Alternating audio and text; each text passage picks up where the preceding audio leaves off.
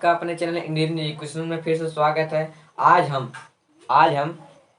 Class 9 chapter 2 physics के रेखीय समय के बारे में पढ़ेंगे। इससे पहले आपने बल के बारे में पढ़ा, बल तथा गति के नियम में चैप्टर 2 बल तथा गति के नियम है, ठीक है। इसमें आपने बल के बारे में पढ़ा, ठीक है, और गति के बारे में पढ़ना था, ठीक। गति गति आपको एक बार हम दोहरा दे रहे हैं। बल में, ठीक है, तो बल में दो प्रकार के बल होते हैं, ठीक है। वह धक्का या खिंचाव जो दूसरी वस्तु पर आरोपित करता है उसे बल कहते हैं, ठीक है। आरोप और एक होता है संतुलित बल या असंतुलित बल, जिसका परिणामी प्रभाव शून्य ना हो उसे असंतुलित बल, तथा जिसका परिणामी प्रभाव शून्य हो, नेट बल जिसे कहते हैं शून्य हो उसे कहते हैं संतुलित बल, ठीक है। उस पर जड़त्व था। जड़त्व का मतलब होता, और उसका पहला नियम जड़त्व पर आधारित था। जो न्यूटन का पहला नियम है जड़त्व पर आधारित था, उसको भी बता दे रहे हैं। तो पहला नियम था जड़त्व पर आधारित कि कोई वस्तु तब तक गति अवस्था में रहेगी जब तक उस पर कोई बाह्य असंतुलित बल ना लगाया जाए, और तब तक विरामावस्था में रहेगी जब तक वह किसी बाह्य असंतुलित बल का परिणामी प्रभाव शून्य ना हो या फिर ना लगाया जाए, ठीक है। तो अब हम पढ़ेंगे दूसरा नियम। तो दूसरे नियम से पहले कुछ महत्वपूर्ण चीजें, ठीक है। रेखी समय किसे कहते हैं, आप थोड़ा सा रूल के हिसाब से पढ़ेंगे तो पूरा एकदम अच्छे समझ में आएगा। तो लास्ट तक बने रहिए, ठीक है। ये इसको आप नहीं कॉन्सेप्ट क्लियर होगा तो हम कहना, फिर आप कमेंट कर सकते हैं कि हमारा कॉन्सेप्ट नहीं क्लियर हुआ, हम दोबारा इस पर वीडियो बनाएंगे, लेकिन आपको पूरा क्लियर करेंगे, ठीक। तो रेखी संवेग किसे कहते हैं, देखिए इतना याद कीजिए खाली बस। रेखी संवेग या संवेग दोनों में से कोई भी कर सकते हैं आप। P बराबर m इंटू वी, इंटू है एम बी, मतलब P बराबर M V M into V, बस इसी समझिए। P का मतलब होता है संवेग, P का अर्थ हो गया संवेग, ठीक है। m का अर्थ हो गया मास माने द्रव्यमान, ठीक।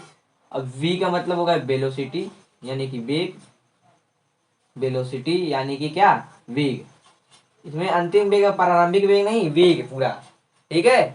एक वेलोसिटी होता है जब u और v आता है तो उसके साथ एक वेग आता है जिसके अंतिम वेग कहते हैं v से, और u से प्रारंभिक वेग, लेकिन इसमें v माने वेग, उसका वर्तमान वेग, ठीक। P बराबर एम बी, बस इसी से आपको याद जाएगा, ठीक है। देखिए इसका परिभाषा हम इसी से बना दे रहे हैं। P मतलब संवेग।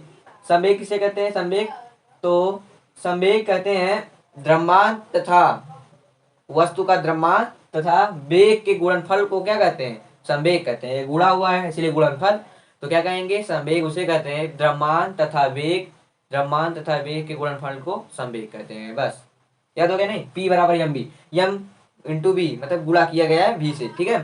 तो द्रव्यमान गुणे वेग बराबर P, तो क्या हो जाएगा, द्रव्यमान तथा वेग के गुणनफल को संवेग कहते हैं। बस याद हो गया। अब इस पर कुछ क्वेश्चन देख लीजिए। मान लीजिए अगर कोई वस्तु, उसका संवेग हमको किसी वस्तु का ज्ञात करना है। कोई वस्तु 5 किलोग्राम की है, ठीक है। कोई वस्तु 5 किलोग्राम नहीं, 20 किलोग्राम की कोई वस्तु है, ठीक है, ठीक है। 20 किलोग्राम की वस्तु है, वह 10 मीटर पर सेकंड रफ्तार चल रही है। वह कितने 10 मीटर पर सेकंड रफ्तार चल रही है, ठीक है। वेग v बराबर, पर देखिए m बराबर मिल गया, v बराबर मिल गया, ठीक। अब हमको क्या ज्ञात करना है, P ज्ञात करना है। बस आराम से फार्मूले पे रखेंगे, m के जहाँ पे 20 रख देंगे और v के जहाँ पे क्या है 10 इंटू 10, P बराबर, तो P बराबर 200 किलोग्राम प्रति मीटर सेकंड, ठीक।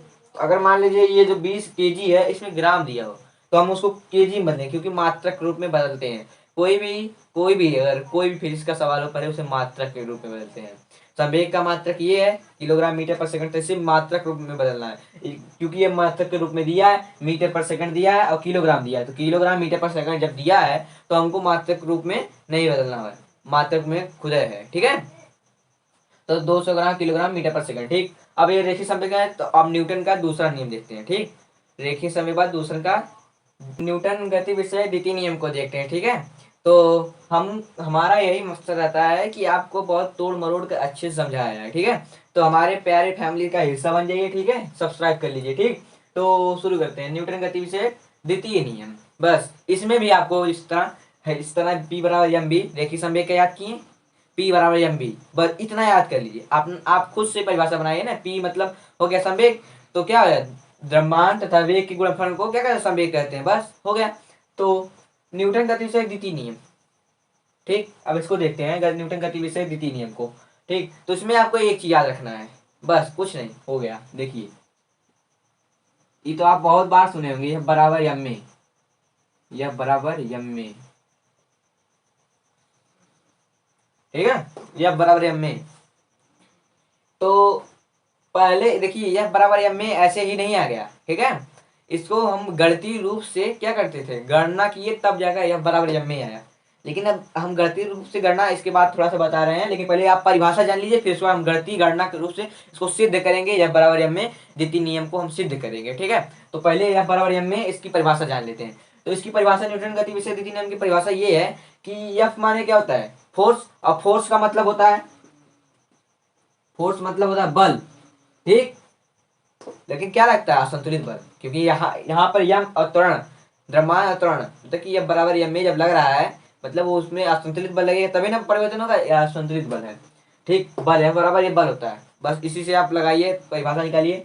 यम का मतलब होता है द्रव्यमान, और ए का मतलब होता है एक्सीलरेशन, एक्सीलरेशन मीन्स त्वरण। किसी वस्तु पर लगाया गया बल, ठीक है, किसी वस्तु पर लगाया गया बल उसके द्रव्यमान तथा उत्पन्न त्वरण के वेग, उत्पन्न त्वरण के गुणनफल के बराबर होता है। इतना क्या याद करेंगे, वही तो बात यही है कि क्या होता है, यह बराबर यम में, बराबर का मतलब क्या हो गया, बराबर दोनों साइड, एल एच बराबर आर एच बराबर, ठीक है, राइट हैंड बराबर लेफ्ट हैंड बराबर, बराबर है ना दोनों। यम में, अगर यम में बराबर यफ और यफ बराबर यम में, ठीक है, यम में बराबर यफ लिखिए, ठीक है, चाहे यफ बराबर यम में लिखिए, बात एक ही होती है। अब इसमें ये तो आप नहीं कहेंगे कि ये आपका गुणा इसमें कर दें, इसीलिए तो क्या होगा, आप अच्छा किताब से याद रखिएगा, कोई बात नहीं। देखिए किसी वस्तु पर लगाया गया बल, ठीक है, उसके द्रव्यमान तथा त्वरण के गुणनफल के बराबर होता है, बस द्वितीय नियम खलास। अब इसकी गणितीय गणना करते हैं, ठीक है। तो गणितीय न्यूटन गति विषयक द्वितीय नियम की अब हमको गणितीय गणना के रूप में किस तरह न्यूटन ने निकाला था, इसके बारे में देखते हैं। ठीक है, न्यूटन ने किस प्रकार से निकाला था कि यह बराबर यम में आ गया, ठीक है, यह बराबर यम में हम निकालते हैं। ठीक, उन्होंने पहले ये सिद्धांत दिया, हम परिभाषा नहीं लिख रहे हैं, देख लीजिए, एक भी परिभाषा नहीं लिखी, लेकिन आपको सिर्फ 2-3 सूत्र याद करा दे रहे हैं, उसी से आप बना लेंगे। ठीक, देखिए ये इस तरह पहले दिया था उन्होंने। हम एक परीक्षा में तो ज्यादातर नहीं आता है, लेकिन अगर कह देगा कि न्यूटन गति विषय द्वितीय नियम की गणना कीजिए, विगमन निगमन कीजिए, ठीक है, तो निगमन इस तरह करेंगे तोड़कर, एफ अनुक्रमण delta P upon delta T. उन्होंने कहा था कि किसी वस्तु पर लगाया गया असंतुलित बल, ठीक है, किसी वस्तु पर लगाया गया असंतुलित बल, उसके संवेग में परिवर्तन की दर, संवेग ये इसका मतलब होता है परिवर्तन, ठीक है, और संवेग में परिवर्तन की दर, दर ए टी, डेल्टा टी क्या होगा, दर, तो संवेग ये पी डेल्टा पी और डेल्टा टी दर, तो संवेग में परिवर्तन की दर क्या कहलाती है, संवेग, देखिए किसी वस्तु पर लगाए गए असंतुलित बल, उसके संवेग परिवर्तन की दर, दोनों क्या होते हैं, अनुक्रमानुपाती होते हैं, ठीक है, के अनुक्रमानुपाती होते हैं। अनुक्रमानुपाती के चिन्ह इस प्रकार होता है। अब इसे हम हटाएंगे किस प्रकार, ठीक, अब उन्होंने किया माना, ठीक है, कोई वस्तु है, ठीक है, उस पर कोई वस्तु उसका द्रव्यमान यम मान लिया, उन्होंने पहले इसको निकालने के लिए आपको मानना पड़ेगा, तो माना किसी वस्तु का द्रव्यमान यम है, ठीक है, ठीक, और उसका प्रारंभिक एक यू है, प्रारंभिक वेग यू, जल्दी जल्दी बताएंगे थोड़ा, यू, और अंतिम वेग v है, ठीक, और क्या लग रहा है, वेग में परिवर्तन की दर हो रहा है, दर क्या है, डेल्टा टी। ये होता है कि नहीं होता है, ये होता है ना। माना, पहले उन्होंने माना कि किसी वस्तु का द्रव्यमान यम है, ठीक है, उसका प्रारंभिक वेग u है, उसका अंतिम वेग v है, और उसमें लगने वाला समय भी डेल्टा टी है, ठीक है, वो तो होता है, मतलब कि वही मान लिए जो रखा जाता है, जो या बराबर यम्मे में रखा जाता है उसी को मानना है, उसे लेकिन निगमन में करके दिखाए, बस इस तरह, मतलब कि वो निकाले किस प्रकार थे, इसको हम बता रहे हैं आपको, ठीक, दर डेल्टा टी, ठीक, अब हम इसको देखेंगे तो क्या करेंगे, उसका प्रारंभिक वेग, अब उसका संवेग निकालेंगे हम। ठीक, आपको मालूम है ना एम बी, पी बराबर एम बी था। ठीक, तो हम पहले इसका निकालेंगे फिर इसका निकालेंगे। तो उसका प्रारंभिक संवेग P1 बराबर, दो संवेग निकलेगा इससे, P1 बराबर एम बी एम यू प्रारंभिक वेग के लिए, अब P2 बराबर एम बी, ये क्या हो गया द्वितीयक वेग के लिए। ठीक, तो अब अब इसको क्या करेंगे, संयुक्त करेंगे। संयुक्त का मतलब होता है P, डेल्टा P।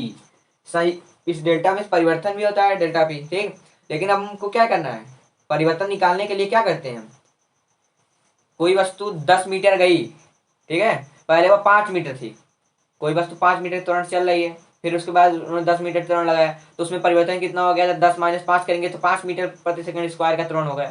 ठीक है, उसी प्रकार से हमें इसको निकालेंगे कि प्रारंभिक वेग एम पी वन था और लास्ट वेग P2 हो गया। ठीक है, तो M V minus M U करेंगे तो ये निकलेगा संयुक्त वेग, और इस समय उसका वेग कितना है, तो इसको करने के लिए हमको डेल्टा पी इसको रख देते हैं। ठीक है, यम इसमें से एक ले लेते हैं, बी माइनस यू हो गया। ठीक, और एक चीज आप भुला गए, देखिए ये परिवर्तन की दर, परिवर्तन की दर आप भूल गए, तो इसमें डेल्टा पी परिवर्तन की दर हो गया।